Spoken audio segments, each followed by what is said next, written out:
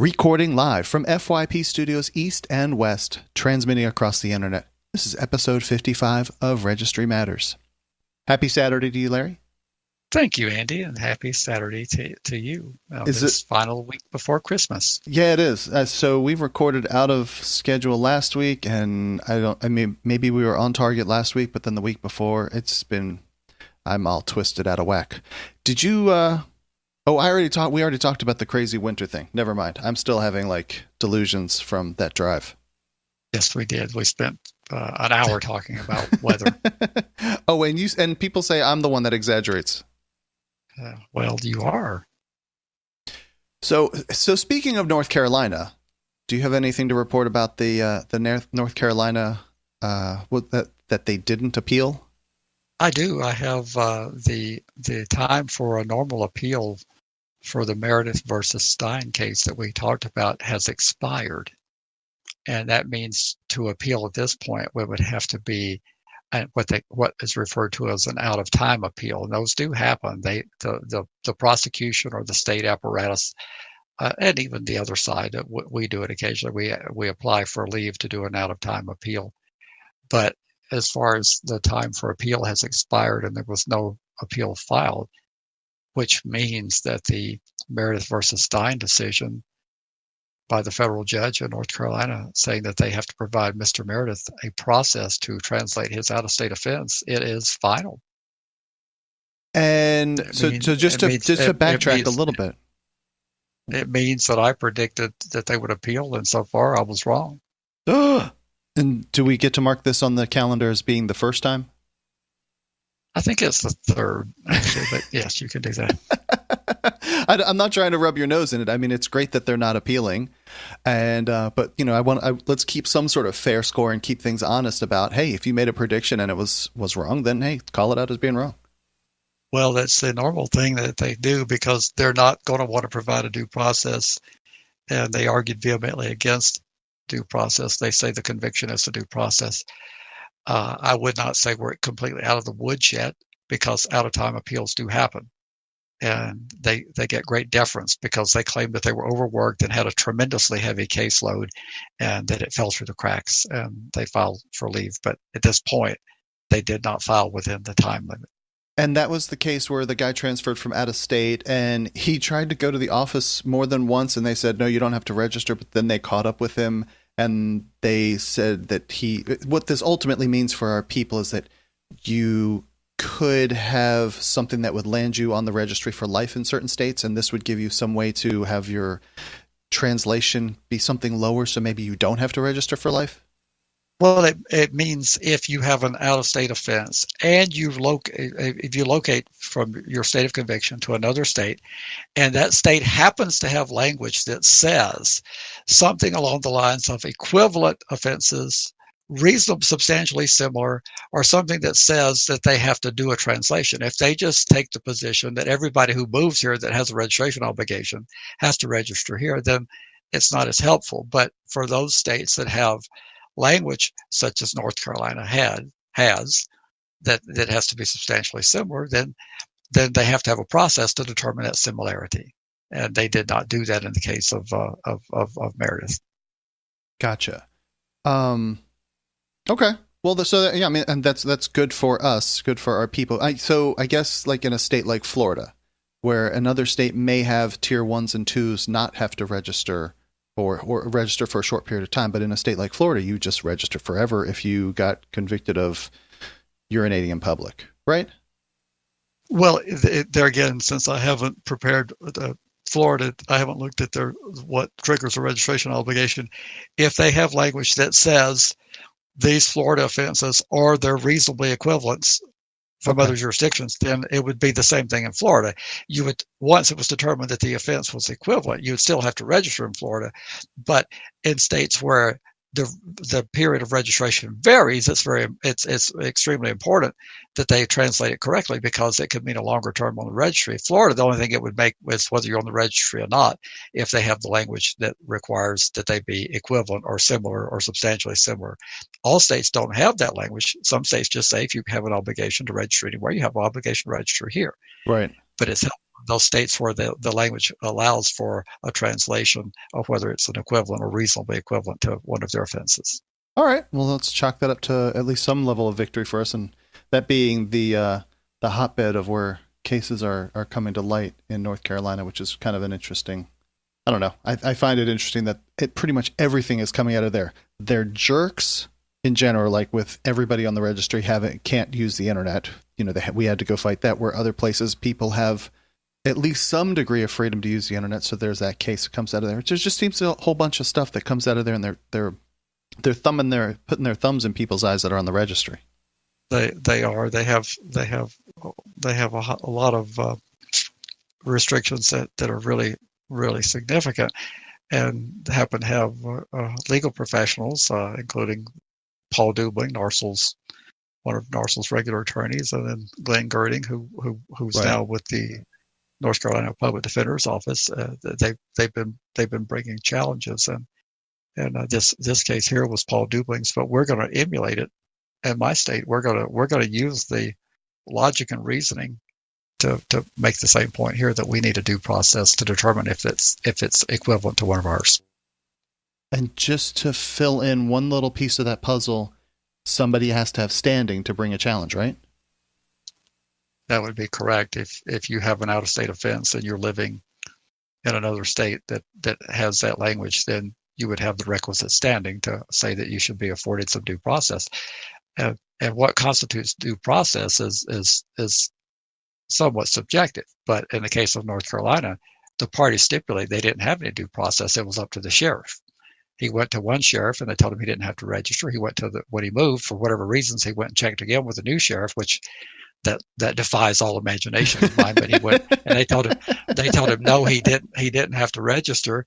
And then some years later, they contacted him and said, actually, you do. And that's what triggered the litigation, right. Was that they had reversed themselves. Now, had he never approached the Wake County Sheriff in Raleigh, who knows? We may not be here, because he would not have possibly ever been told to register. It was him checking in and saying, I know I don't have to register. I know the sheriff in this county told me 8 years ago I don't have to register, but I just want to make sure now I'm in your county. Do I have to? I mean, like I said, that defies all logic. I would consider one determination from a sheriff to be sufficient, but right. Apparently he wanted the second one. The other piece of that seems kind of interesting to me is he would have moved and he became like a known entity in one county, and then he moved to a new county. That would have made him further anonymous, and then not check in, and the other sheriff may have just been like, oh, well, they don't live there anymore, and move on about their day and never, ever question it again.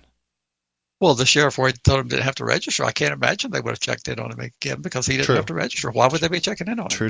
All right. It's like, I don't understand, but I have this all the time when people do things. I have this same issue when you go to Nevada and they say you have to register in 48 hours. And I ask people, well, on the 49th hour, is there going to be a sudden release of radiation from your body?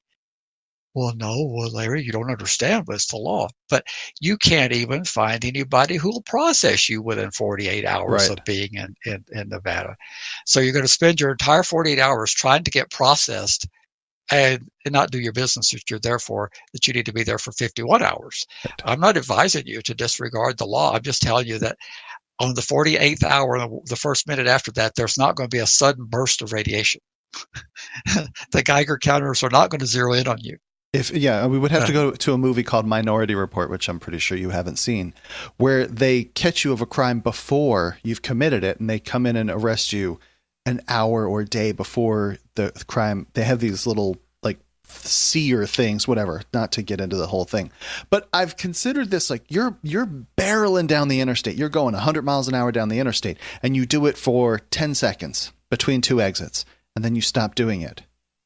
You're guilty of doing something wrong, but if nobody caught you, there are no consequences for it necessarily. And this is kind of the same thing. If you stay out of their way, and again, not suggesting anybody does this, but like chill out. If nobody knows that you're doing, if you're there, if no one knows that you're doing something wrong, then no one's going to know you're doing anything wrong, and let it go, and don't stress over it. So yeah, well, and it gets very complicated. People will write emails and say, I don't understand. Actually, I do understand. Yeah. There are states where it says if you're going to be out of your home territory for a certain number of days, you have to let them know. Well, there again, unless they have a continuous surveillance on you that watches you 24/7, they would not know that you were gone for 3 days, 5 days, 7 days, or whatever the case is. They would not know that. But people feel obligated if they're going to be gone. If it's a 5-day window, that if it says if you're going to be out of state for 5 or more days, you let us know. Well, I'm not telling you don't let them know, but I'm struggling to figure out how they would know. Yeah. If you didn't tell them. Unless they came because you could have gone to work. You could have gone out to a friend's house. You could have just spent the night at your mom's house. You weren't gone for more than that time. You just happened to not be there when they checked. Okay, but even if you're not there with the check, unless the statute says you have to call them, there again, you're not required to be home. No one has showed me a statute that says you must be home for residency checks. So they check and you're not there, and there's no requirement that you call. I personally would not call unless the statute required me to call. Right, because you still reside there. Like your mail still goes there. Your utilities go there. You still live there. You just aren't there for X number of days or hours. Yes, but they intimidate people. They tell them, if you don't call us, we'll assume you've moved and we'll get a warrant. And, well, that would be nice. You can get the warrant. I'm not saying that somebody can't get a warrant. Yeah. But I'm telling you that it would be difficult to convict a person for when you don't have the proof that they have moved. Yeah. If you get a warrant saying that they haven't been seen, that's not the same thing as proving that they don't live there, that they live someplace else. Right. And people forget that to some degree, even though the victims' advocates would have there be no burden of proof, it still is the government's job to prove. If they're going to allege that you have established a new residence and not notified them, they have to prove that. Right. Hey, well, let's cover some articles. This first one comes from Above the Law, and this is a female attorney who is defending a guy accused of rape, and you hear rape, and right off the bat, you're like, oh, that guy's a monster for doing that. His side of the story is that he was at a club. He's 22 years old, meets some chick, and they decide that they're going to go into the bathroom and do some cocaine. And they go in there, and then they have consensual sex. She claims rape. And so the premise of the story, though, is that the attorney is like, how am I supposed to defend this guy? I'm there. He deserves equal representation, but how am I sensitive to how I'm going to present the case so that he doesn't turn out to be a monster, so that I respect the accuser? It's just like she's describing that she's in a really, really tough spot. And one of the quotes that I wanted to pull out of the article is, of the remaining jurors who were not excused, when I asked the question, how many of you believe that just because a woman claims she was raped, she's telling the truth? Almost every hand went up. Reconcile that with the presumption of innocence. And I think that's the key of the article, is that right there. Shouldn't we have a presumption of innocence? Yes, and each one of those prospective jurors should have been dismissed for cause, and the judge should have supported them. If they say that a mere accusation is enough, then they have already decided the case before any of the evidence is heard, and they should have been dropped. And the attorney should have made the motion to excuse those jurors for cause so that she didn't have to use any of her peremptory challenges. And the peremptory challenges are the ones where you don't need a reason. You can just simply look at them and say, I don't like looking the way you look. I don't need a reason. I don't want you on the jury. But you only get so many peremptory challenges, and the rest have to be for cause. There have been some interesting Supreme Court challenges where there are all kinds of ways to excuse somebody for racial reasons, but they come up with that they didn't like the shirt they were wearing because it was a different sports team. Then they just come up with all kinds of ludicrous ways to say, oh, I don't want black people on the jury. It becomes more difficult for the prosecution, because if you have a minority defendant in an area where there's very few of the minority, then of the whole panel that would be the jury be selected from, you might not have but 2 out of 100. And the prosecution can easily use their peremptory challenges to exclude any minority representation. Right. So I believe the case was Batson that dealt with that issue. That sounds right. Yeah. There's a so there's a standard on the prosecution that's slightly higher to not use those challenges, just simply to make the jury free of any minority representation. There is a podcast called More Perfect, and they cover that issue in season 2, if I'm not mistaken. And it's a podcast that is just 100% about the Supreme Court, probably something that you would actually like. And I cannot remember which one it is, which episode it is. I'm pretty sure it's out of season 2 because I didn't listen to season 1. But anywho, yeah, they covered. It's Batson versus Kentucky, 1986. Okay, I just searched it. the episode of More Perfect. It's a really interesting listen. Is called Object Away. And yeah, so you had it right. It's Batson, and that's the case. Which is, like I said, it's a really good episode if you want to get a deep dive into how the different sides try and exclude different jury members. But anyway, so back to this case about the woman trying to defend this guy in the era of Me Too. It really would be totally like dancing on eggshells. It would be for a woman attorney, right? Because they would be viewed as selling out. I mean, you've gone over the other side.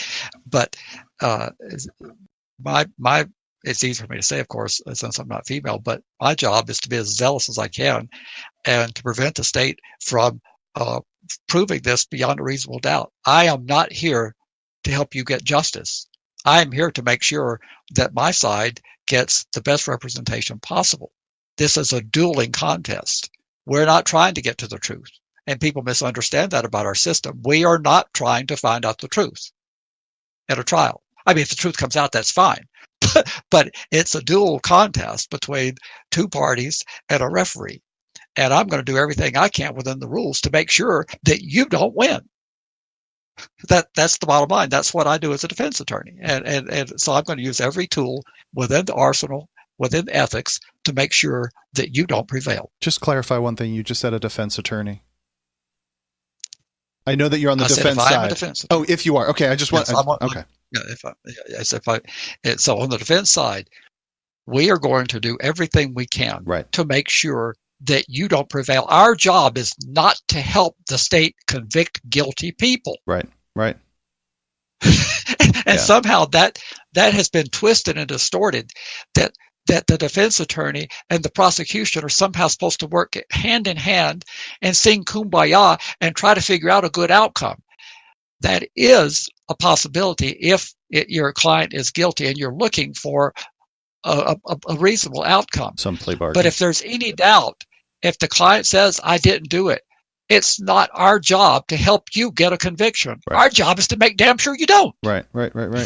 Yeah. Again, it's not about if somebody's lying, if someone did it, if they didn't do it. It's about who can prove their side. It's a debate. Well, and just in case people forget, the accusing party bears the burden, right? Not the accused. And the burden is a very high one in a criminal proceeding. It's beyond a reasonable doubt. And therefore, there might be significant evidence, even evidence that would convict a person in a civil proceeding, but it's not enough in a criminal proceeding where the standard is so high. It is supposed to be hard to put people in cages. That's the way the founding fathers intended it. But as we heard Lindsey Graham say, we have 8 times more people incarcerated than most other Western nations. So it seems like we haven't made it hard to put them in cages. We have actually made a pretty efficient system to do it. We have through the process of making everything criminal and making the sentences so long for criminal conduct. The cages would not be as full if we weren't keeping people in them for so long. We could still have a lot of people going to cages, but we're putting people in them for many times longer than the rest of the world does, the Western world, that is. Yeah. But it's supposed to be difficult to put people in a cage. If you don't like that, then you need to change the Constitution, and let's get rid of the presumption of innocence, and let's get rid of all these inconvenient things like due process and confrontation clause and all that. If it's inconvenient to be confronted when you make an accusation trying to put someone in a cage, then let's do away with that. But in the meantime, this is the system we have, and we're supposed to have a hard time putting a person away. That's the way it was designed. That one's interesting. That is it'd be interesting to revisit this one and see how that attorney deals with it, see how these various cases come about. Because I mean, the guy isn't even claiming in this particular case. He's not even claiming like complete innocence. He's just claiming he didn't rape her, And He's saying it was consensual. right, and the accuser says when she left the bathroom, she told her friend, "I think I was raped." What does that mean? I don't want to badmouth the accuser. I'm baffled at, like, so you went along with it, but after the fact you feel squishy about it. What is the guy supposed to do if you feel problematic about it after the fact? Well, that's sometimes referred to as buyer's remorse, I'll take and that. Sure. I can imagine that when people's minds are altered, and that's what was happening here. That's what the evidence shows, right? That their minds were being altered by the Well, drugs. I'm not. Yeah. I mean, that seems like, coke hits you pretty fast if you snort it. I guess I'm not really sure if they did that. She did Well, 2 bumps of cocaine. Well, then I don't know what any of that means because Me I've neither. never done any cocaine. Me neither. But I'm assuming that it's a mind altering. I can't imagine why you would do it if it didn't alter your mind. Yeah. If you felt the same when you finished it, why would you spend all the money and bust in houses and do things to get something, but you feel exactly the same way when you finish? That would make no sense. So I'm assuming it's a mind altering drug. Right. Right. Now, that would be a good one for somebody to call in and explain this all to us so we can put it on next week, because never touched that stuff. I've never smoked any marijuana, and I've never been drunk and intoxicated. So I don't know all these things. I truly don't. But I'm assuming that at the end of it, if your mind is altered by the ingestion of the cocaine, that it would be easier to have buyer's remorse afterwards, because your mind would clear up at some point, I'm assuming. Yes. And I know we sound kind of silly saying this, but I am assuming things that I don't know. Yep. I'm with you. Well, how about let's talk about the advocate and state public defender warns Louisiana lawmakers of dire scenario if funding isn't increased. Here we go. We've talked about this before, if I'm not mistaken, about how little, I mean, we've talked about it in abstract, but I think that we've talked about it specifically in Louisiana, maybe with King, that they just have an atrocious method of funding, atrociously small method of funding the public defender's office. And they're going to have, is this where they had like, I just seem to remember some numbers that we talked about where there was like one attorney and 500 cases, and you're like, how are you supposed to get any justice out of that? I just remember something along those lines. But there's a lawsuit filed by the Southern Poverty Law Center that is pushing the Louisiana public defenders system, that they need more money or else these people don't get, like, forget having like top-notch defense. How about any defense? It's sad because this is chronic across the country. We just picked on certain states. It's chronic in my state. I'm sure it's chronic in Georgia. I know we talked about Wisconsin, where they were paying $40 an hour. That's what it was. Yep. That's a rate that goes back decades, and the crushing caseloads. We could dramatically increase public defender resources, or we could dramatically curtail the input. See, the Yes. problem that the public misses on this is that of the tripod of the criminal justice system, there's the prosecution, there's the defense, and there's the court itself. Of those three legs of that stool, only one cannot control at all their caseload, and that's the public defender. Okay. If you are indigent and you qualify, you get shoved down to the public defender. The prosecutor gets to choose which cases they file. Right. They get to choose which cases they plead out. The judge gets to decide if they want to let the prosecution have continuous after continuous, or they want to hold them to the rules and they want to start dismissing cases for failure to prosecute speedy trial. The poor defense has very little that they can do to alter the caseload trajectory. They're at the mercy of the other two components. And so if the public doesn't want to pay for defense, and I know clearly they don't. It's not popular anywhere in the country. When you go out on the campaigns, making your stump speeches, and you say, "I pledge to you that if I get elected, that I'm going to make a number one priority to put more money in the indigent defense, so that the people that the cops arrest will have robust representation." Something tells me that the votes are going to taper off dramatically. Yeah, I have a feeling so that's just true. That's just not going to happen. But but it's kind of like at some point the courts are going to have to intervene, and I don't know where the tipping point is, because we've tried in my state here. The public defender has said they filed motions saying that they can't provide adequate representation, and the judges are saying, well, even though your case loads are dramatically higher than the recommended standards, as far as I can see in my courtroom, y'all doing a pretty good job. Yeah, so I think you're providing just fine representation. So I think that you could up the ante, and I think I said this on the podcast earlier in our episodes, that what you could do when the judge calls the case to trial, when the judge says, "Parties, are you ready?" The state would say, "Yes, Your Honor." The defense would say, "Well, actually, Your Honor, we are not ready." Right. Well, why Yeah. aren't you ready? Well, We talked about that. Sure. Because my office is so seriously understaffed, I have not been able, and I just want to say for the record, I have not been able to visit with my client. I've not had one face-to-face meeting. I've only got through the first ream of discovery, and we're in no way ready to go to trial. I haven't done any witness interviews, and I have done no outside investigation on this case. So, Your Honor, to answer your question, we are not ready to go. Right. Now, you could do that. Now, I don't know what the ramifications would be. I don't know. I mean, the court wouldn't be happy. I can tell you that. I know before we get the court wouldn't be happy, and the court would call a sidebar and say, "What the hell do you mean you're not ready to go? This case has been around a year and a half. Why aren't we ready?" But what kind of pressures, external pressures, would be applied? That would be one way. The next way, when the person gets convicted, when you weren't ready, when they filed their appeal, then you could stipulate as the attorney, "I did not provide," and you could give an affidavit saying, "Well, I didn't do this, I didn't do this, and I didn't do this, and I didn't do this." And that might force the issue. But I don't see a lot of takers willing to do those things. Yeah, you're going to send a whole shit ton of people up the river, and you're then going to like fall down on your sword, so to speak. And you're going to have a lot of people then clouding up the court system with some sort of retrial because you had ineffective counsel. I would say that, but wouldn't that force the good tax-paying citizens to decide, if you can't afford to fund indigent defense, and it's a constitutional requirement, then perhaps maybe you ought to stop bringing everybody to court for everything. But everybody's guilty of something, so we have to prosecute everybody.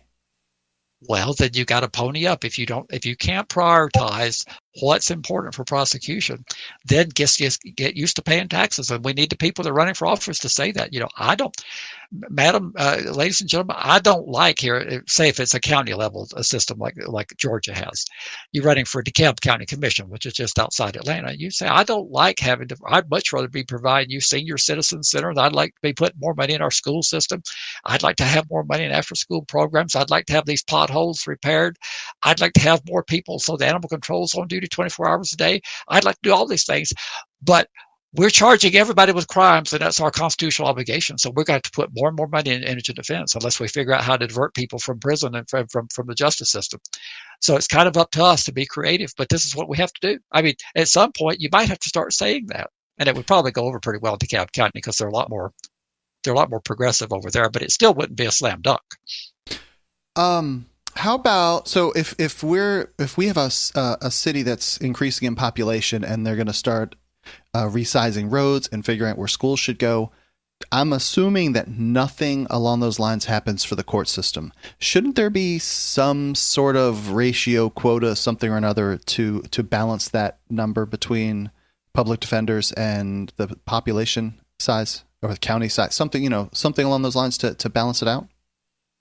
Courts tend to be the allocation for court resources tends to be a reactive thing, and schools do as well. I mean, they very seldom build schools for population expectations 15 years out. Right.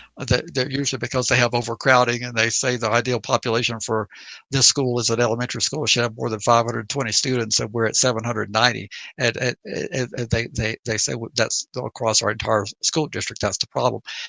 But the same thing with the courts. They tend to be populations as they not only do they increase, they shift. Right, of course. So you've had a migration through the last 20, 30 years from rural to urban. Right. And so you have smaller towns that have become smaller, and they sometimes need fewer judicial resources. Of course. Because the population they once had is no longer there, and so you allocating resources for the judiciary is the most difficult thing. The public defenders are the most difficult thing. The law enforcement has an easier time at it because they're there in uniform regularly telling you that they're the ones keeping you safe, and you hear from them most prominently. So they're getting their share of the pie. If you look at any budget, whether it be your city, local law enforcement is the big. If you look at public safety, if you look at any county or city budget, the big bulk of it goes to public safety. But I mean, it doesn't sound to me like it would be hard to bring in another attorney, because we have, I don't know, another 100,000 people in the area to be on the public defense roster. It just it seems like there would be a ratio of a number. Here's how many X people equals one public defender. That's got to be. Well, there is that. But so then they just short sell it, or they underfund it in general. Well, they underfund it. I mean, we know the ratios of the ideal. The Bar Association. Okay. I mean, there's recommended guidelines for felony level defense and misdemeanor level defense, and there's of how many cases we know those details. But if you're in, since 2008, for example, my state has basically had frozen spending. We're spending at 2008 levels. All right. We reached $6 billion for our budget, which is really puny, but we're a small, poor state. We reached $6 billion in 2006 or 7 fiscal year. The economy tanked in 2008, and we backed it off to 5.4 billion because of the state has to balance its budget. We've been slowest to recover. We've had the highest unemployment rate in the nation, and we've been spending around $6.2 billion for the last 10 years. So within that 10 years of inflation, there's been all sorts of containment of spending. People who are on Medicaid waiver waiting lists, they've waited longer for services because they've only got so many slots. Positions have been frozen, so there's been hiring freezes. So the public defender may be ideally at this level of full-time equivalence, but they haven't had the funding because of the budgetary constraints. So the funding has just not been there. And for the conservatives who think that the government should always shrink, that's fine. But we have shrunk our government by attrition for the last practically decade. Now this year, because of the resurgence in energy, which we're an energy producing state, we're going to have $1 billion of new revenue. So we're anticipating that the recurring revenues are going to jump to around $7.2 billion. Well, that sounds like a lot of money, except for if you factored in an inflation factor for the last 10 years, we would be over $7 billion anyway. Yeah. And you factor in inflation as well as population growth and needs change depending on the demographics of your population.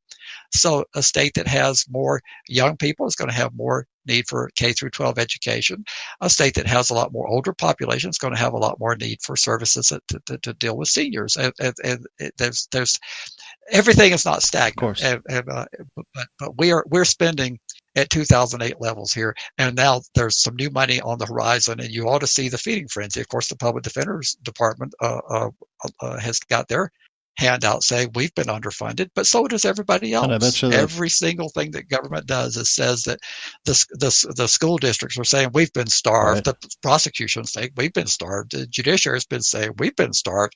The health department, they're saying they've been starved. I mean, it goes on, and there's well over $1 billion worth of requests in for budget increases. Everybody's not going to get what they're asking for. Yeah, and I suspect that the PD's office is pretty low down there on the totem pole.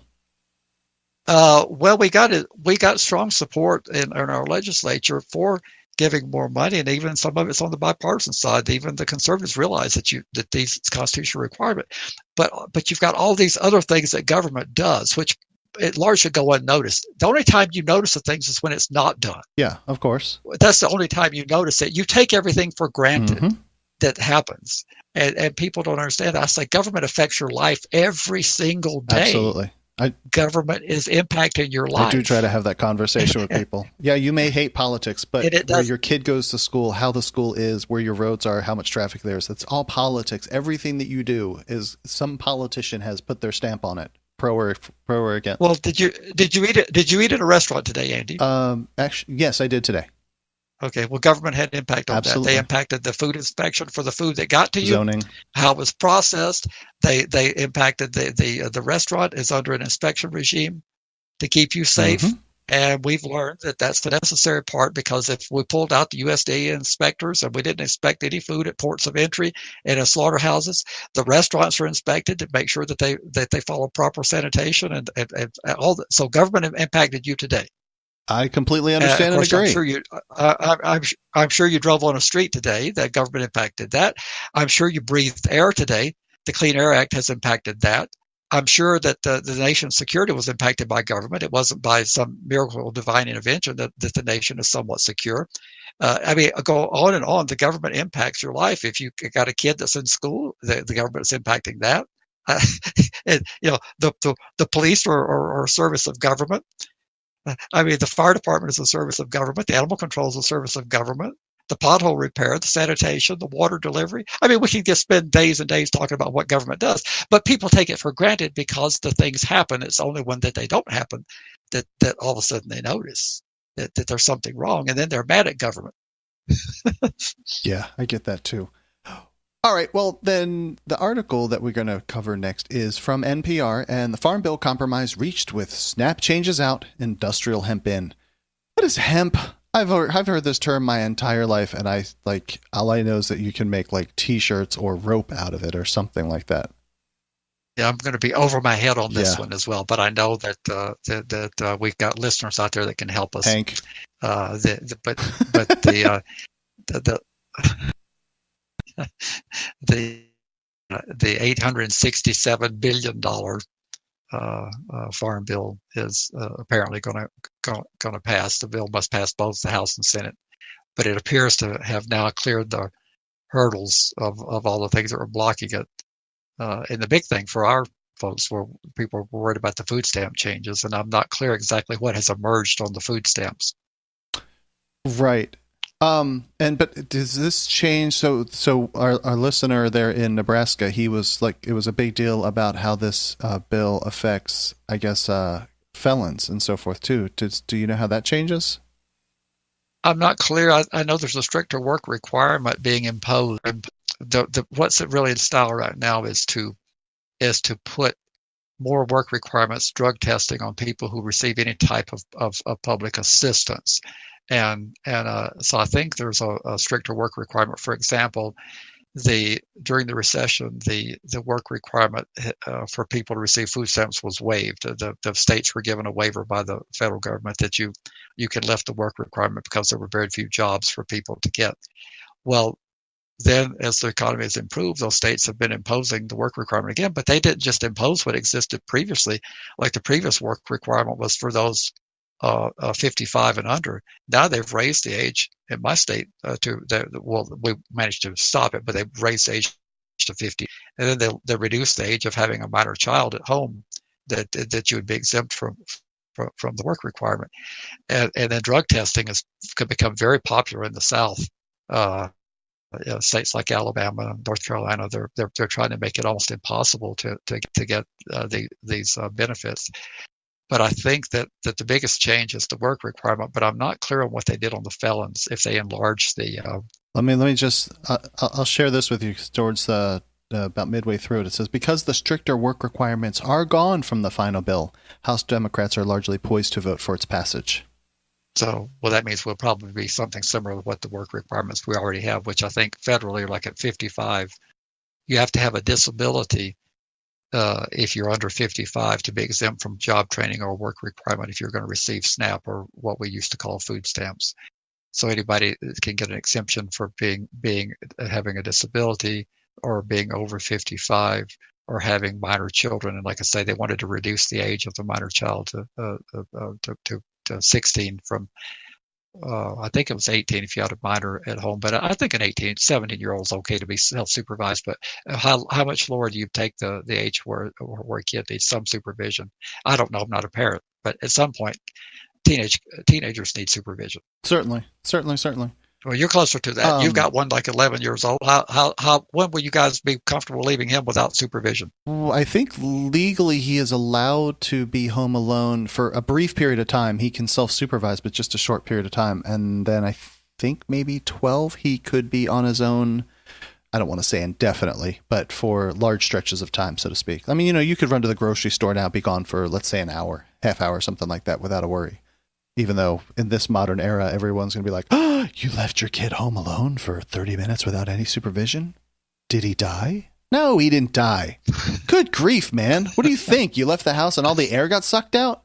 Jesus. We've really... No, but a sexual predator could have broken in. Yes, because they were like watching every house and they saw the parents leave and they were like, oh, kids are home alone here. And hey, go watch that movie if you want to see how kids can be devious and fight back against the robbers and whatnot.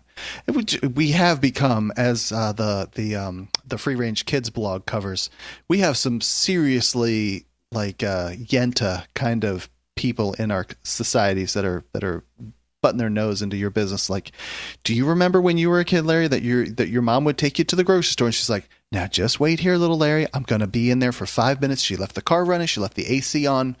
You probably had a hand crank on the front of your car, so there was no AC. But she just ran in, grabbed some stuff, came back out, and everything was fine. I can't do that now. Well, I was gonna tell you that just to get the story in perspective. Now, when I was a kid, the cars I rode in to the grocery store did not have air conditioning. In those days, I mean, air conditioning was available to wealthy people, but we weren't in that class. So I rode in cars that were made in the 50s and then in the 60s that didn't have air conditioning. And then when I went into a foster care home, they had an old pickup truck that had a cab for two. You could put a third person. They had those what they call those solid console seats. Okay. You could put a third person, but the kids, we would be put in the back of the pickup, and sometimes it was on the cold side, and you'd be riding for a long ways on it. What they would lock you up for doing that today? That'd be child abuse. Absolutely. But we rode in the back of pickup trucks, and we rode it back when it was hot and when it was cold, and but yes, we did wait. Your point was we waited in the car. And yes, that's exactly what we did, and no one thought anything of it. There was no thought of a predator lurking. You were told to behave yourself. You'd wait in the hot car, and they did their shopping, and they came back out, and that was just the way it was. You didn't think anything of it. Right. All right. Well, then from the Marshall Project, here's a guy that spent a whole lot of time in prison and ultimately got released. His case was overturned, and he was a pretty prominent guy in the community prior to. But the article goes over how the media on the outside really misportrays the facts, effectively saying, hey, such and such was accused of, and they really paint you as being this like demon person upon your entrance into the criminal justice system.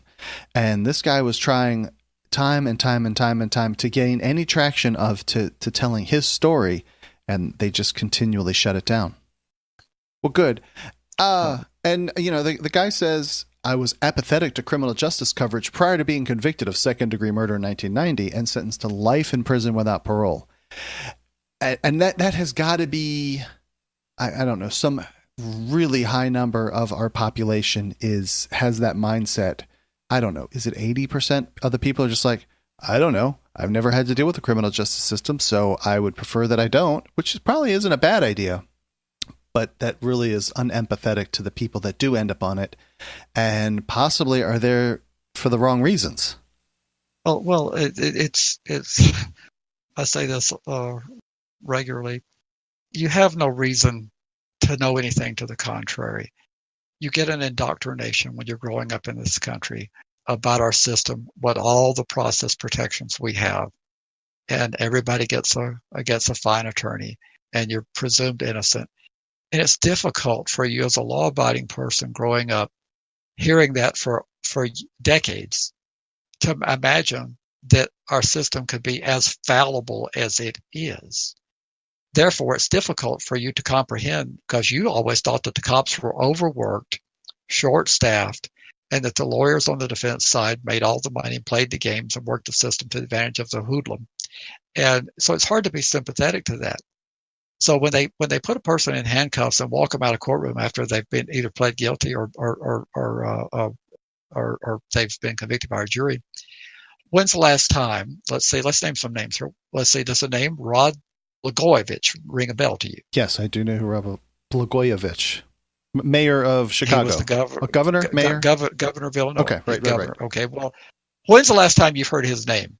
Roughly when he got convicted. Yes, they marched him away to prison. Now, he was a high-profile governor who was going to, he was taking bids to replace Senator That's Obama's right. resignations. Okay, but for the last 10 years, you've never heard of his name. Okay, then let's look at in Pennsylvania with Sandusky. When's the last time you've heard Sandusky's name come up? Actually, because of the podcast, I do hear it come up fairly regularly. But no, of But course, on the regular in correct. the regular news media, when have you heard? When have you heard?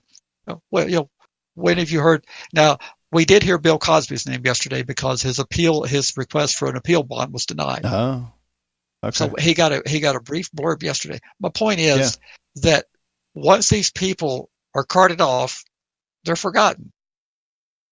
And so what happened to this young man was exactly what happens to everybody else. Yeah, you just forgot about it. Out of sight, out of mind. It bothered him that he was forgotten, but he forgot that he forgot everybody when they were carted off prior to him being carted off. That's true. See what I'm saying? He forgot that he forgot everybody. And what we try to do is to try to make sure that people are not forgotten. And we talk about the people who don't have a voice. We do, the organizations that advocate along the lines of Narsel and others, we advocate for those who are forgotten. He was forgotten, and nobody cared. I would, for 20 years. Yeah, I would say that I had a similar point of view though until I ended up there. Absolutely, I think we all did. So then, what is the channel of? I mean, I don't think public education here's how you manage your checkbook also be considered of people going to prison. I don't think that is necessarily going to gain any traction of some sort of public awareness campaign. I don't know. I mean, he spent 27 years and was released in 2016 when his sentence was commuted by that liberal do-good Governor John Bell Edwards in Louisiana.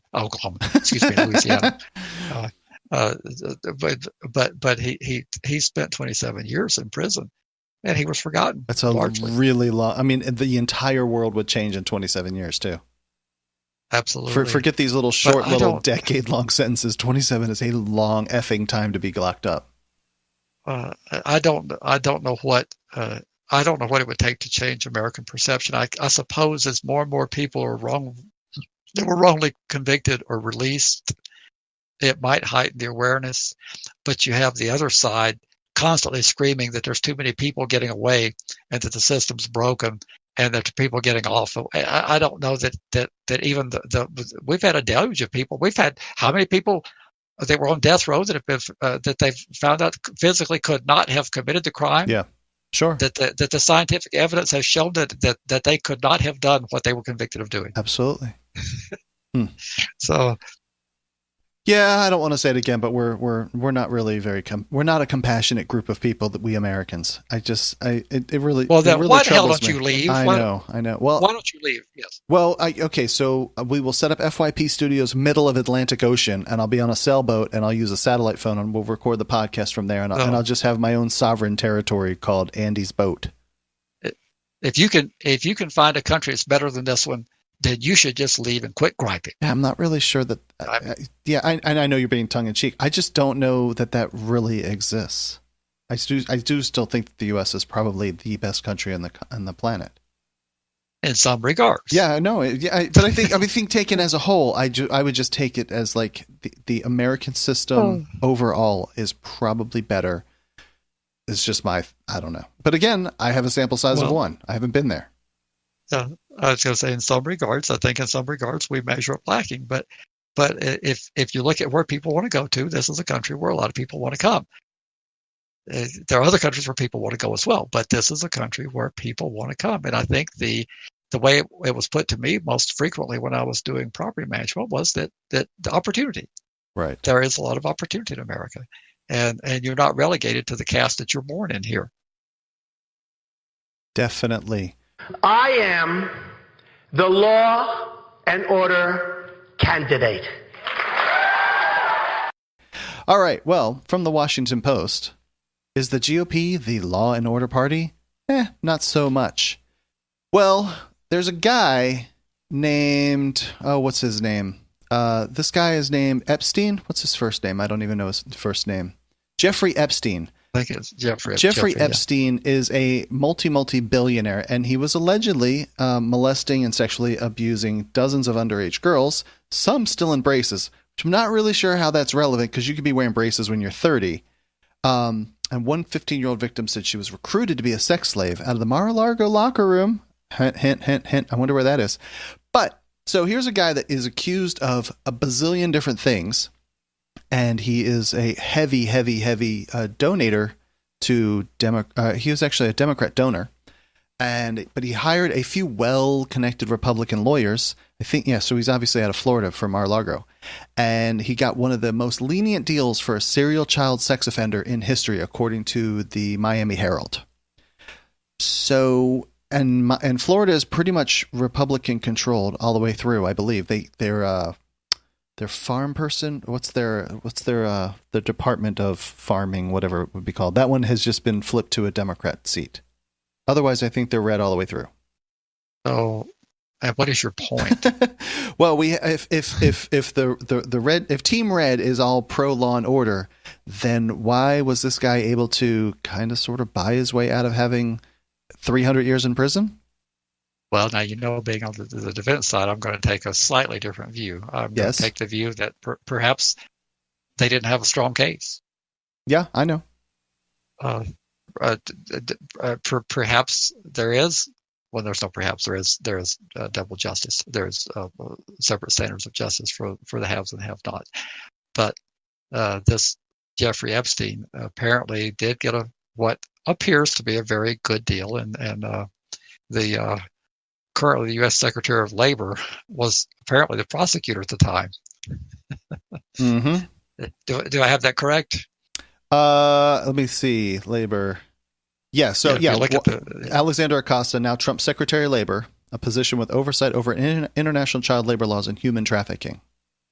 Was the U.S. attorney that apparently struck the deal with Epstein. So I don't know. I don't know enough about it, but of course, I always take the position that if they get a good deal, it could just easily be they had a crappy case. It could be also that but it says the undisputed facts in this case prove that rather than forthrightly discharge its obligations, numerous child sex, the government chose to enter a secret deal with the man who had victimized them. That's what a professor from the University of Utah asserts about this deal. Did you see that in the paragraph there? I did. Yeah. So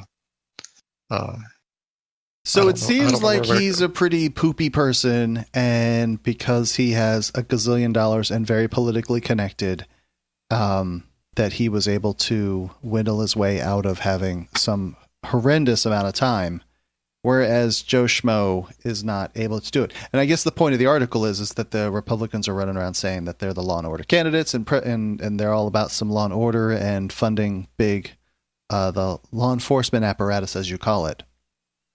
But he got a pretty sweet deal. Well, Epstein's attorney was Alan Dershowitz, and most everybody listening to this podcast probably heard the name. He's a very prominent Harvard attorney, and he said we outlawyered him as how we got the deal, and then the quote says, "I guess it depends on how you define lawyering." Right, but doesn't that? I mean, God, why it doesn't seem fair that it shouldn't matter your economic status necessarily on how good or bad a defense you get. It doesn't seem like there should be that much of a disparity between the two. Well, and if you're willing to pay those taxes, Andy, I think we can match you on that. But how many people are willing to pay the taxes to hire Alan Dershowitz's for everybody? Right. I'm just, and I know that we're in a capitalistic society, and you can buy a shitty mechanic for your car, and you can buy an awesome mechanic for your car, and you're going to get the different results. But I can't, like, the 5-star rating on a $10,000 car is equal to a 5-star rating on a Lexus. Like, those two things are sort of equivalent, not that big of a difference. But in this case, I mean, you are talking about a significant difference in how your future life progresses because of how much money you have. And the resources that attorneys have, it's not addition. People just think of the attorney fee itself, and it's also the investigative resources that are available to an attorney, to a Right. team, a defense team. We're not living in the 1840s any longer, where there was no forensics in a crime. It was an eyewitness that saw it, or circumstantial evidence. We don't live in those days anymore. We live in a very highly expensive world where there are experts for everything. Sure. Forensics evidence rules the day. And so it's not only that you need Dershowitz or someone of his caliber, you need a bankroll to look at the forensics evidence. When they do an internet case, I mean, they have tons of forensics data that these computer gurus charge tons of money to analyze for you. Absolutely. We're people that want to be back in the good old days. Sorry, we're not going to be back in the 1850s anymore. What? You can't just appoint a lawyer and say, Mr. Smith, well, you kind of take on Andy's case and do the best you can with it. Well, that's not the world we're in anymore. Right. Right. The body of evidence that's facing the defense attorney is going to require experts in most cases. That there's going to be some expertise involved that the attorney is going to need to hire out. And that's sorely lacking in our public defense systems. And the people who hate taxes are not ready to pony up any more taxes. And I've even had the conversation with people on our side. I said, well, okay, you keep saying that you find it appalling that we don't have the resources. Are you willing to pay? No! And I say, well, then where are we going to find the funding to do what you say you believe that you would want to have done? And they said, well, we cut somewhere else. And I said, well, then let's make a list of the cuts. And of course, when you got on a list of cuts, you always get a very narrow list of cuts of what people are willing to cut. Yeah. And what they're willing to cut won't do what needs to be done. You know, they'll come up with a list of things, and usually it's foreign aid, or it's the programs that help the most neediest and vulnerable. They're willing to cut. They're willing to cut food stamps. They're willing to cut aid to dependent. Well, they don't call it that anymore, TANF, but the program that helps people with minor children that are struggling. They want to cut women, infants, and children, the WIC program. They're willing to cut things like that. Yep. But all those combined don't. That's not where the deficit is. You know, that's not where the mismatch is spending. But you can't find the things to cut. And of course, when we're talking about energy defense, we're largely talking about state or local funded. The federal system is fairly well taken care of. I'll give the feds credit for that. The federal public defender system is way better funded than any state system I'm aware of. Then we can come back and cover the next article as soon as I frickin' find it. Here we go. Oh, yeah, this is a fun one. We should totally... Here, I was thinking about this today. If why is it that we don't let people join the military until they're 18, but they can't drink until they're 21? However, we will turn that all upside down and go, well, hey, you shouldn't have committed an adult crime when you're 15 years old, and we're going to put you in the big house with the big dogs. But part of the criminal justice reform bill, I think this is in the First Step Act, that minors will not be in adult prisons unless it's something like, it's a small rural community and you've got to, you don't have the resources until you can move them along to someplace that would have a juvie kind of holding facility. But why are we so hell-bent on locking up 15-year-olds and younger, whatever, with the adult people? I wish I had an answer. I find it, thankfully we don't do it in my state, but it's rampant across this country, and even in states that you would expect to know better do this. I don't know why. I think when we had the crime wave in the 90s, there was a lot of overreach.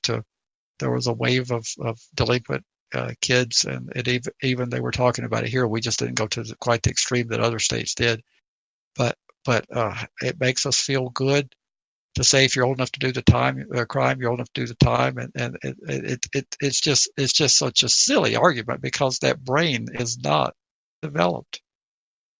Yes, they can. Well, the part of the argument that I was making at that point is we probably shouldn't let them join the military at 18 because their brain isn't developed. Well, that's a different story for a different day. But there used to be an exception in the drinking if you were in the military, you drink because. But I think that's been eradicated now. But long ago. But there's why that we do such a double take, because the prosecutors that'll hand out 20, 30 years to someone who victimizes a child will turn around and give a child a horrendous sentence as well in adult court.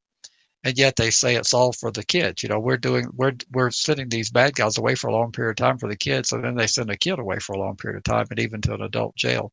I don't get it. I'm thankful that this is going to survive, that there's going to be some improvement in the First Step Act.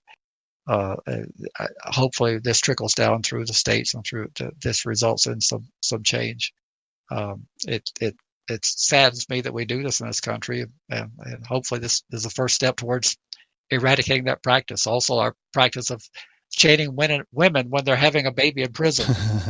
To me, I can't imagine we would do that, but we do. Right. And so just to be clear, so this article comes from the Marshall Project, and the Criminal Justice Reform Bill you've never heard of is the title of it.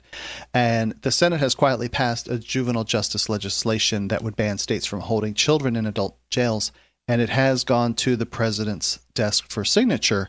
This is not related to the First Step Act, which we don't have anything in the show notes to cover about it. However, I think it was just this week that McConnell decided to put it on the Senate floor for a vote. I'd heard that. I thought I had dropped that in an article, but yes, this is as you say, the bill we haven't heard of, and it is a first step towards major juvenile justice reform, because there's unthinkable practices happening. I don't know why you would need a law. I don't understand why you need a law not to chain a woman up. I don't understand why you need a law to tell you not to put a 12-year-old with a bunch of adults. I don't know why you would need a law to tell you know better than to do that. You know that the 12-year-old's irritating the hell out of you, and they might have done something that was quite horrendous, but they are still just 12 years old. No matter how you look at it, they're only 12 years old.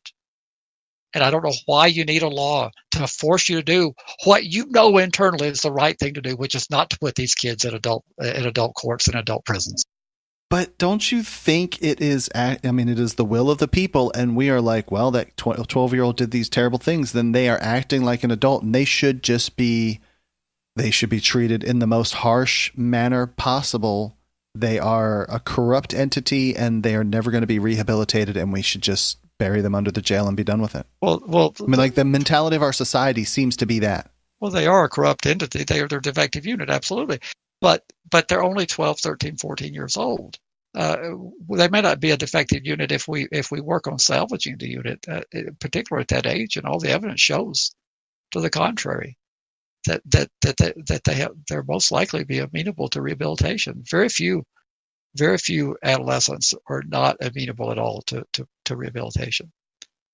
Of course. That's my understanding of it. Now, we welcome somebody to come on with expertise that doesn't agree with that, but my understanding is the overwhelming number of adolescents change by just age progression and by therapeutic intervention in therapeutic communities. An adult prison is not a therapeutic community. No, that is definitely the antithesis of therapeutic community. It is a really crappy environment overall. For all people. We do a better job here. I frequently quote Cody Posey, which the name nobody remembers, but they do remember the name Sam Donaldson. And Cody Posey was 14 years old when he killed his parents on the Donaldson Ranch here in New Mexico. And Cody Posey could not be tried in adult court. And all he did was kill his family. But our laws are tough enough that it was not possible to put that child in adult court. He was released when he was 21 years of age. And as far as I know, he's not engaged in any criminality since then. He was rehabilitated. Did the Menendez brothers get, that was like in the 80s or 90s where the two brothers killed their parents? Did they get tried as adults? I remember the case, how that case was disposed of, but Posey was not able to be put in adult. They tried, but they failed because the standard of putting a kid in adult court here is pretty high, particularly at that age. It gets a little easier when they get 17. But at 14, it's very difficult to put a 14-year-old in adult court, as it should be. Hey, so Laura's in the chat with me, and she says, my judge sent me to AA when I was 12, in with a bunch of recovering adults. Some shit happened, let me tell you.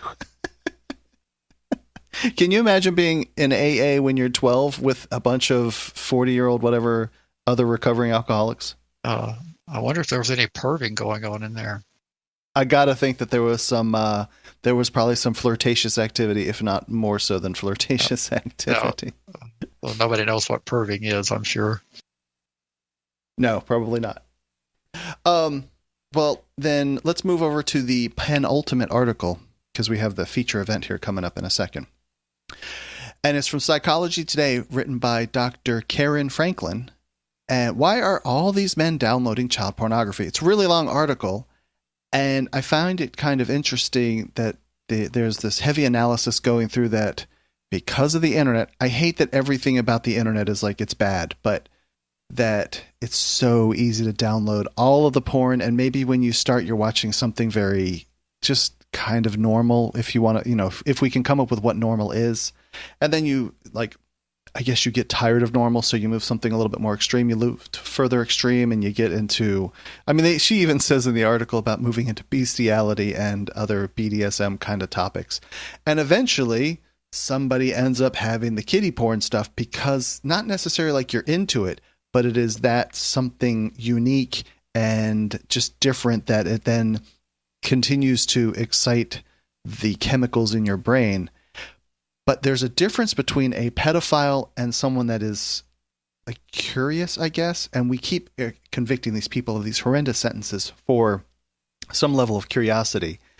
I think that the way that she described it was like someone that is actually like a pedophile would have them organized and categorized, and someone that just happens to be a porn aficionado, it's just part of the collection, not actually something that would be coveted, I guess you could say.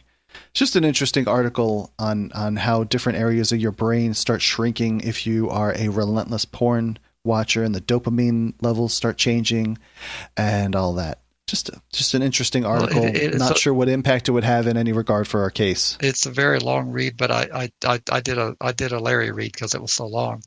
But the aggregating 9 studies on reoffense using meta-analytic methods, that's a subheader there. Prominent pedophilia researcher Michael Cito and colleagues found on average, a man who has been caught with child porn has a 3.4% chance of committing another non-contact offense. And that's pretty low compared to regular recidivism. That's 9 studies. That's not one.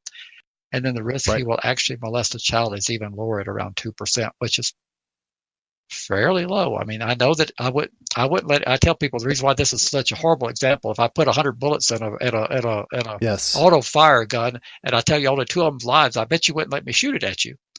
So I'm with you. I'm with you on your analogy there of the numbers, like the risk factor there.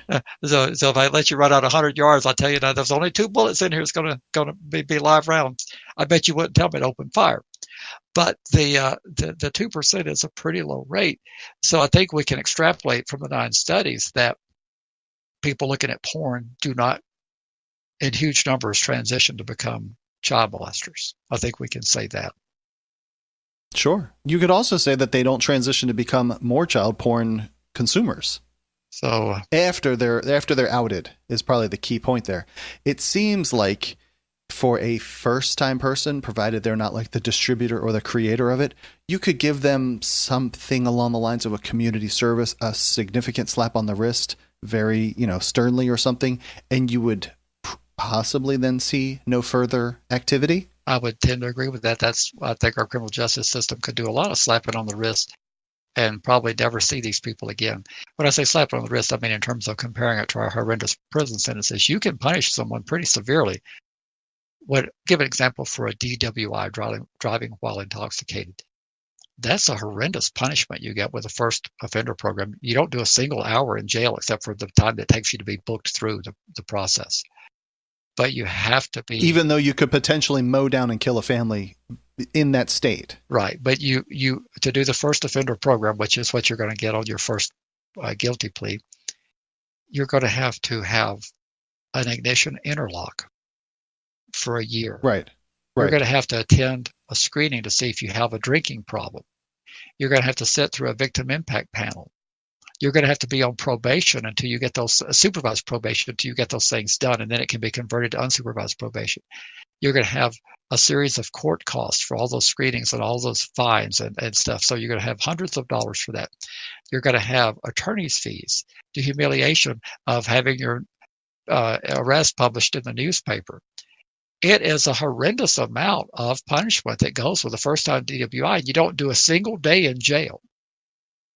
Right. But that's enough to where the overwhelming number of people don't do a second one. Now, people do second and subsequent DWIs. I'm not saying that nobody ever does, but I'm talking about in the totality of the arrest universe, that is enough of a deterrent.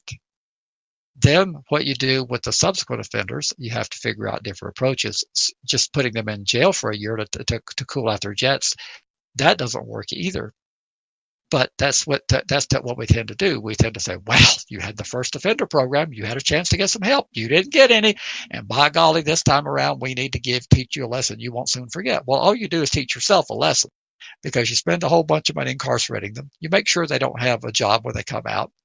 And they come out in a worse condition being around real offenders because these might be high-functioning people who have normal jobs and good-paying jobs, paying taxes. Right. And they come out less functional and you have more damaged unit than what you had because they weren't in a therapeutic community while they were incarcerated. So you actually taught yourself a lesson. You've converted a person from a tax-paying unit to a tax-receiving unit because they may have to go on different types of aid, and they end up in that cycle, the judicial system going through arrest and rearrest and rearrest. Maybe we need to rethink how we deal with offenders in general. Maybe the therapeutic community may need to be brought back into the picture more than what it is today. Heresy. The things you're saying are heresy. That's right. It's a bunch of liberal hooey is what it is. I mean, interesting article, long read. The only thing that I'm skeptical about, and this, so Roberto Luongo is the guy that wrote the like the first thing about the recidivism rate that came out in Psychology Today. So I don't know. I don't want to condemn them forever for something that was written in the 80s and throw everything they do under the bus. Oh, now we're off to the main event. Well, this I'm definitely going to need some help from you on this one. But for the dumb people in the audience like myself, this is a woman. This is out of Ohio. This is a case that was filed where she's going to be listed as a sexual predator, and it is, I guess, in the way that I would describe it is. So she did something in the past, and she's going to carry this label that she then has to carry it forever, and there's no due process in her carrying it effectively forever. And I definitely see that as a problem. Like, you're judged by your worst day in life, and you're going to carry that moniker forever? Am I close? You've done a very fine job of setting with my stupid people talk. This, for purposes of litigation, this was a Jane Doe. She pleaded guilty to unlawful sexual contact with a minor in Ohio in 2006, and she was sentenced to 1 year of confinement and 5 years of supervision. And the process in Ohio at that time allowed for the sentencing court to set the level of registration. They could categorize, and there was one category called sexually violent predator, and she was categorized that way, a sexual predator. Let me take the violent out, sexual predator, and there was no violent in there, but she was a sexual predator by designation of the court. And the issue that she raised was that designation cannot be removed because in 2003 the law had changed in Ohio that previously allowed for anybody who was deemed a sexual predator to go back and petition for a redesignation, but the Ohio General Assembly decided that it was a one-time determination. It costs money to have hearings and to give people second, third, and fourth, and fifth chances. So for whatever the reasons were, they decided in 2003 that they would do away with the opportunity to come back and revisit the issue. So Ms. Doe felt like that was a violation of due process because she has that predator. Excuse me, once again. Right, not violent. That SP, not SVP. I'm so used to that. It is predator, but it's not violent predator. She has that sexual predator designation, and she wanted the federal court. She took her case to federal court, and people do that because the process provides for a compensation on the backside, and these cases can drag on for a long time, and so the prevailing party can win. And of course, in hindsight, the question what you ask is, wonder why she didn't take it to state court.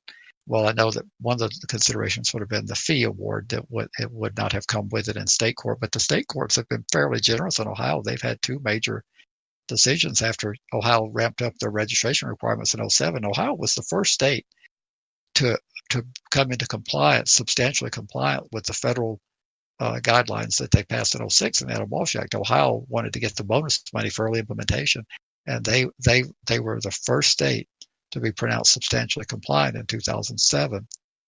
And that went away from the risk-based system where the judge imposed a finding of which designation offender was categorized, and it put it into based on your offense of conviction. And the Ohio courts were very generous on that. In the case of Bodike, they said that you couldn't do that. It was separation of powers. And then they came back shortly later in the case of Williams and said, and you can't do it ex post facto either. So the people who were under the old system largely got restored to what they had under the old system. But the new system, the 2007 version, is offense-based only. And she said that that's not fair. I'm entitled to not be a predator. And the district court, the federal district judge, agreed with her and said, yes, you're entitled to process. But when she took it up on appeal, the Court of Appeals, which is the next step below the U.S. Supreme Court, that court said, nope, you don't have that. And that would be the Sixth Circuit Court of Appeals. They said, no, you don't have such a right to due process, that your state lawmakers have decided that they don't want to revisit the issue time and time again, and that's their prerogative to do that. And us sitting here with black robes, we don't get to decide what would be a better public policy for your state. You had a due process, you had an opportunity to show that you were, and the fact they don't wish you to come back again and again, that's their prerogative. That's essentially, in a nutshell, what they said in this opinion is that it's the purview of the legislature to do what they did, and who are we to second guess them? But so, like people where they're sentenced to life and then they get set off, and they get set off by X number of years, seems like sort of a due process-ish kind of thing.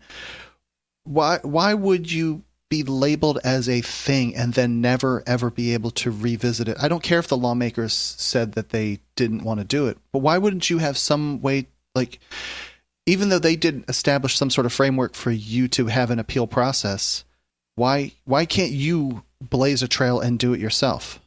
Well, the court didn't say that such a process couldn't exist. They just said it's not.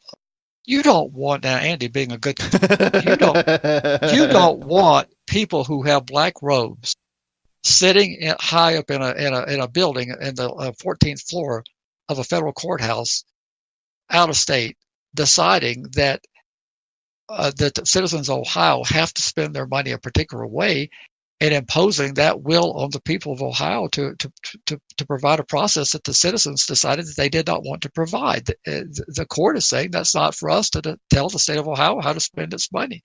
They've given her a due process. When she had her conviction, she had the opportunity to argue that she wasn't a predator.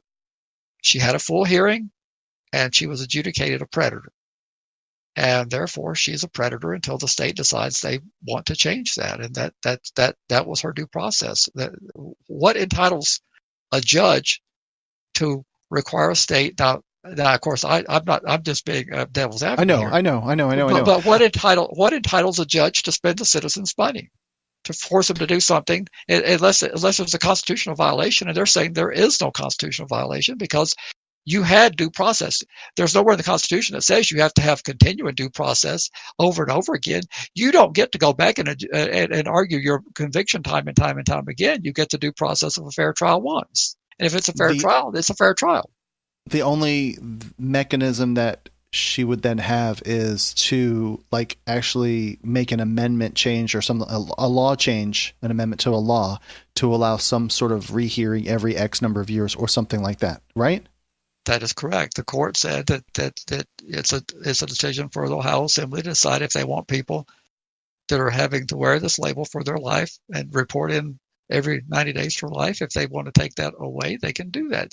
But they have a category under their tier 3 already where they have essentially the same obligations. If you're Ohio, you can be any one of 3 tiers, and she's pre-AWA.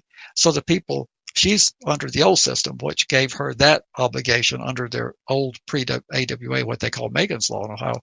But But the AWA people in Ohio, they have to report every 9 days for the rest of their life, and they can't do anything about it. The court said that that's just fine if that's what they want the regulatory system to be. But so we talk a lot trying to compare, like, so the registry is just a civil regulatory scheme. Okay, great. But there's nothing else like this with that much impact over your life unless you... She didn't argue that in this case. So she just argued it was a due process. She didn't argue the registry was punitive. I didn't see anywhere in this opinion where that was an issue before the court. I mean, the reason why you would try and change any sort of designation like that would be because of the impact that it's having on her life.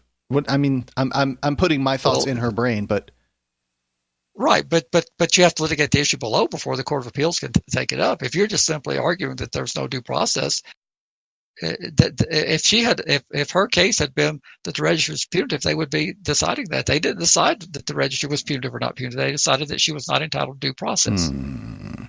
Do you think that she should have argued about, like, the devastation of being on the registry, especially with that extra fun marker on her profile, that it is? I think she probably should have in hindsight. And do you think that that's then lack of an attorney's foresight in seeing this in the way to argue it and develop the case? Possibly, but I'd have to have a whole lot more information. I'd have to have the pleadings and I'd have to go a whole lot deeper in this. But she didn't argue that the registry was punitive. It's interesting. It seems like that would be, because I mean, otherwise, like, if you have a designation that no one ever sees or really cares about, if it were just law enforcement only that had your photo in this book with a Polaroid picture of yourself, I kind of don't think most of our people, like, I wouldn't care. I would care less if it were just isolated down in that way. Well, I'm just going on when you look on the opinion itself. You look at the page 4 procedural history. It says Doe filed this 42 United States Code 1983 action against Ohio Attorney General, the Superintendent of Ohio Bureau of Criminal Investigation, and the Sheriff of Hamilton County, seeking declaration that Ohio Revised Code blah blah blah is unconstitutional because it prevents her from obtaining a hearing to demonstrate that she is no longer likely to engage in the future in one or more sexually oriented offenses, thus violating her procedural and substantive due process under the 14th Amendment of the U.S. Constitution. Doe also seeks an order that a hearing be scheduled in the sentencing court to determine whether she's currently dangerous. That's the essence of her complaint. There's nothing saying that the registry is punitive bizarre here that I see. And I don't know. So this was filed in 06, so she may not have. No, I'm sorry, in 12 she filed it. So the stuff has been tacked on since 06 of being like the registry's impact. It's interesting that she wouldn't have brought that up. Well, she just got off supervision, I'm guessing, because it said she got a year in custody and then 5 years probation. So when you add 6 to 6, you're at 12. So she probably rode out the storm, and then she filed this when she got off paper, because not wanting to rock the boat, knowing that they would try to violate her and lock her up. Of course, I know that in some states the probation system is pure as the wind-driven snow, and they would never do that. But I don't hold that hope that that's a universal thing. But probably in your jurisdiction, they're pure wind-driven. But she had a very narrowly focused case. Now, in hindsight, with our looking backwards, we could say perhaps maybe she should have brought in more issues that the registry was punitive, but she didn't. She was complaining about due process, procedural and substantive, which I'm very inadequate in explaining the difference between the two, so I won't even try. So, in closing, what should we title this segment, this episode? Well, the people who want strict constructionists and conservative judges and who are not interventionists and not legislating from the bench, they should be very, very happy with this ruling. Just like the people in Nebraska when the state court decided to take a different direction than the federal court.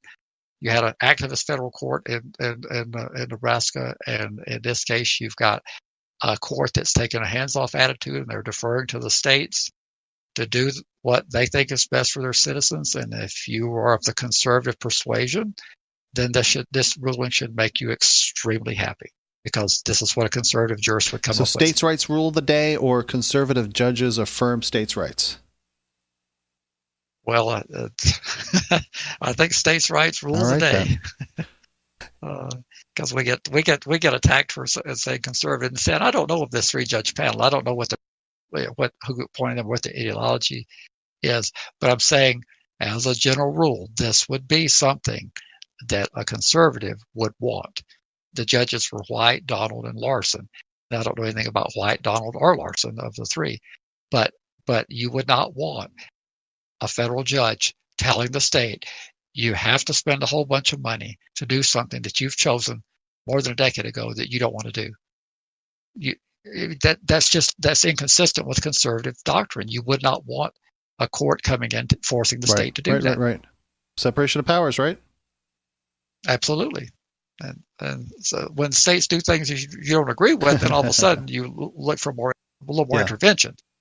But these judges, they took a very hands-off conservative viewpoint of letting the state do what they're doing. The only other piece of this, and it's just sort of like a minor footnote, is I just want to highlight that this was filed in 2012, and it took 6 or 7 years for it to actually get to this point.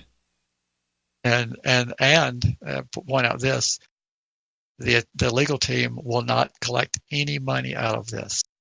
So this poor lady, which I assume being a sexual predator, probably doesn't have gobs of money. The legal team was hoping to collect on the backside as a prevailing party. They won't get a dime for the hundreds of hours at whatever cost they spent on this out of pocket. Do you want to speculate how much they would have like in billable hours? It would be unimaginable for 6 years of litigation going up on appeal. But the Michigan, the Sixth Circuit case, the fee award to the attorneys that the state stipulated to was $1.8 million. Holy shit! So I was just going to say like 6 figures, and you're going to turn around and say no. No. The Doe versus Snyder case was settled for $1.8 million in legal fees awarded to the prevailing parties. But I'm saying for this, I was going to say something like in the 6 figures, and you would turn around and say no, 7 figures for this, maybe. Well, I don't know if it'd be 7 figures, but it'd easily be 6 figures. But they won't get a dime. And she's wow, that's a lot of money. Okay.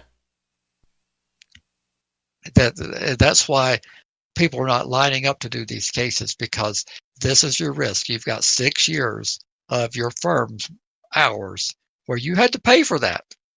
And if you're a solo practitioner, you can barely do something like Alison Ruttenberg out of Colorado when she did the case in district court that's up on appeal in 10th right now. Alison was just a solo practitioner who was doing the best she could and did a very fine job. But if you're a sole practitioner, you're not feeding your family during this time. And if you're in a firm, your partners are asking you, what are you doing here? I mean, this thing is run up. We're at $162,000 in billable. Where's this case ending? Where's it going?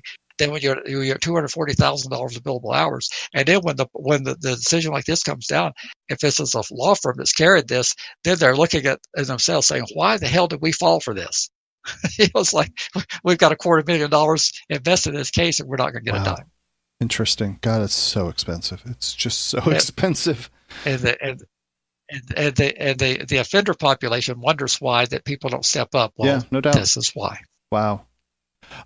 Just like administratively, probably won't record next week. Possibly won't record after that. So next week will be Christmas. And sorry, guys, go spend time with your family. Don't listen to a podcast about sexual offenses. And depending on how schedules work, people are traveling and all that stuff, we may throw out an episode that would be like leading up right up to New Year's. We might, but we love you just the same, even though we don't do one on Christmas. Absolutely. Hey, Larry, how can people spread the word and share the podcast with all of the people that they know?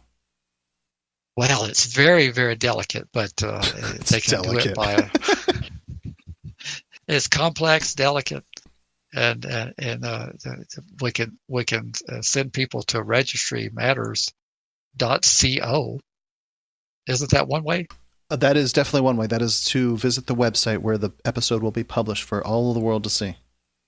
And then if you have questions or comments and you want to leave something for us to play or possibly answer a question, if it's within our limited powers, you can call us at 747, like the airplane, 227-4477. I'll also add that we could bring you on over Discord too and have a much higher quality connection if you want to do it that way too. And And you can email us if you want to chat with us. We don't guarantee that we can solve your problem, but we can at least say hi and thank you for the email. And that's registrymatterscast@gmail.com. Or you can do the thing we really like, and that's support us at patreon.com/registrymatters. That's not Patreon? I thought you told me it wasn't Patreon. It is not Patreon. I'm just picking on somebody. Somebody that doesn't listen to the podcast even. The Discord, you can explain. That's all gibberish to me. I see there's something about Discord. Yeah, Discord is how we record the podcast. It's consider it Skype for gamers, and it's a high quality. Hey, there's a whole community here of us here for the Registry Matters podcast. I'm on here all day. If you wanted to come in and chat, you could join us on Discord, and that would be super duper fun. Well, how would I find you if I wanted to find you on Discord? If you clicked on the link that is in the show notes, you would totally find us on Discord. You'll just pop up in here. Magically, I would just be in your chat room if I did that. That is pretty much how it's set up. Yeah, it's not very difficult. You don't even have to. You can maintain anonymity out of the whole deal. It's going to ask you to register your email address, but just click away from it. You don't have to, and you can make any name you want. You can be as vulgar and profane as you want. Can't say that I'm going to respond to you if you do it that way. You don't have to give me your real name by any means. And but yeah, I mean, I think it would be a great place for us to have a regular ongoing conversation with people, and people asking questions or posting links and supporting the podcast inside of the Discord server as well. And we are, perhaps I could even convince you to show up there, and you could have some sort of dialogue with people there too. And we are growing, and I might do that one of these days. You know, yeah. It's did you say we're up like 30% in the last couple of weeks or episodes? Yeah, call it a month. Yeah, sure. Yeah. Absolutely. Yep. Larry, I, as always, very much appreciate it and enjoy the time with you. And I hope you have a wonderful Christmas, and I will talk to you soon. Thank you, Andy. It's my pleasure. And Merry Christmas to every one of our listeners and supporters. Happy holidays. Whatever you do for holidays, be safe. And we look forward to seeing you on the next episode. Absolutely. And great. Have a great night, Larry. I'll talk to you soon. Bye.